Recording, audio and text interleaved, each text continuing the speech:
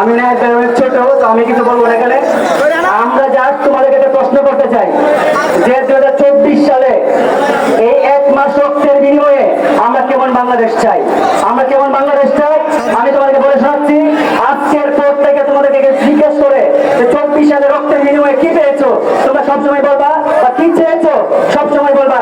আমরা এমন একটা মিডিয়া চাই যেখানে মিডিয়ার ভাই বোনেরা শক্তি তত্ত্বরা মানুষ এখানে তুলে ধরতে পারবেন। আমরা এমন একটা শিক্ষা ব্যবস্থা চাই যে শিক্ষা ব্যবস্থার মাধ্যমে সমগ্র বিশ্বকে আমরা চ্যালেঞ্জ করতে পারবো। এমন একটা স্বাস্থ্য ব্যবস্থা চাই যে স্বাস্থ্য ব্যবস্থার মাধ্যমে বাংলাদেশের স্বাস্থ্যমন্ত্রী যেখান থেকে চিকিৎসা সেবা নিবে, একটা গ্রামের কৃষক যেন সেখান থেকে চিকিৎসা দিতে পারে। আমরা এমন একটা বিচার ব্যবস্থা চাই যেখানে নির্বাহী বিভাগের মাধ্যমে আদালতের রায়কে আগানো বা পিছানো যাবে না। আমরা এমন একটা বিচার ব্যবস্থা চাই।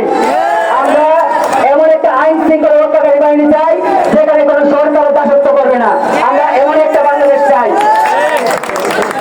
আর আর আমাদের কয়েকটা দাবি আছে। আমাদের কেন্দ্র ছাত্র কয়েকটা দাবি আছে। দাবিগুলি শুনো, আমরা কোন কারণে রাস্তায় নেমেছি, দাবিগুলি কি শুনো। 1 নম্বর দাবি, ছাত্র সমাজের বিরুদ্ধে কোনো অ্যাকশন নেওয়া যাবে না, জনসাধারণের বিরুদ্ধে কোনো অ্যাকশন নেওয়া যাবে না, কেন্দ্রের কোনো দলীয় বাজার কমিটি থাকবে না। একদম পরিষ্কার করে বলেছি,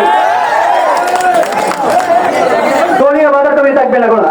আমি ক্লিয়ারলি বলে দিলাম, দলীয় বাজার কমিটি থাকবে না।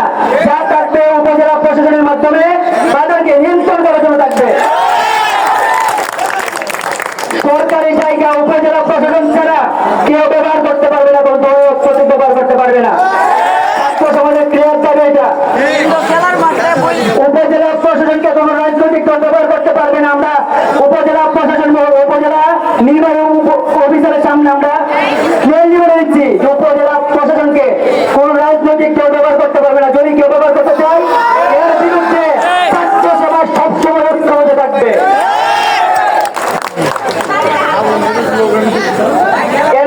আচ্ছা, কেন্দ্র বিদ্যুৎ সহ সকল ইউটিলিটি অফিস নিজেদের মতো করে ইউটিলিটি বিল বানাতে পারবে না।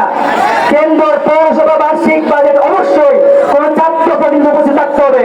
কেন্দ্র উপজেলা পরিষদে বাজেটে অবশ্যই ছাত্র প্রতিনিধি উপস্থিত থাকতে হবে, এছাড়া বাজেট হবে না। যে কোনো প্রতিষ্ঠানে দলীয় ভাবমূর্তি রক্ষা করা চলবে না। আমাদের উপজেলায় কোন ধরনের চাঁদাবাদী, কোন ধরনের দুর্নীতি চলবে না। আমরা কোন দুর্নীতিবাদের প্রশ্রয় দিব না। শিক্ষা প্রতিষ্ঠানগুলোতে উপজেলা প্রশাসনের মাধ্যমে নিয়মিত শিক্ষক শিক্ষার্থী ও অভিভাবক সমাবেশ করতে হবে এবং শিক্ষার সুষ্ঠু পরিবেশ নিশ্চিত করতে হবে। এবং এর জন্য প্রয়োজনীয় সকল টেকনিক্যাল এবং শিক্ষা সংক্রান্ত যাবতীয় দেখভালকারী বাংলাদেশ ছাত্র সমাজ হাত ধরে এগিয়ে যাবে। এইটাই হলো আমাদের বৈষম্য বিরোধী ছাত্র আন্দোলন কেন্দ্র আমাদের দাবি। আর আমি বলে দিয়েছি আমাদের উপজেলা মহোদয় এখানে আছে, আমি সব বলে দিয়েছি। আমাদের উনি সবকিছু দেখবেন। এখন সব করে এখানে বলেছে যে আমাদের যারা ঈদের মধ্যে 100 টাকার বাড়া থেকে 300 টাকা হয়, আজকের পর থেকে এই সুযোগ গ্রহণ করতে পারবে না। আমরা একদম ক্লিয়ারলি ঘোষণা দিয়ে দিলাম। ঠিক আছে, এইগুলি আমাদের দাবি। আমরা এই দাবিগুলোকে রক্ষা করার জন্য যে কোনো সময় বাংলাদেশ ছাত্র সমাজ একত্রিত রাজি এবং রাজপথে রক্ত দিতে রাজি আছে। এরপরে আরেকটা কথা, যে অনুষ্ঠানগুলি বাস স্ট্যান্ডগুলিতে কোন ধরনের চাঁদাবাজি চলবে না।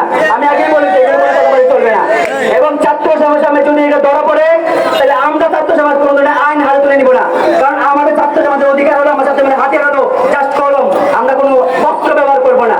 আমরা সবকিছু আইনের মাধ্যমে উপজেলা প্রশাসন মহোদয়ের কাছে তুলে দিব। এটা আমার দায়িত্ব।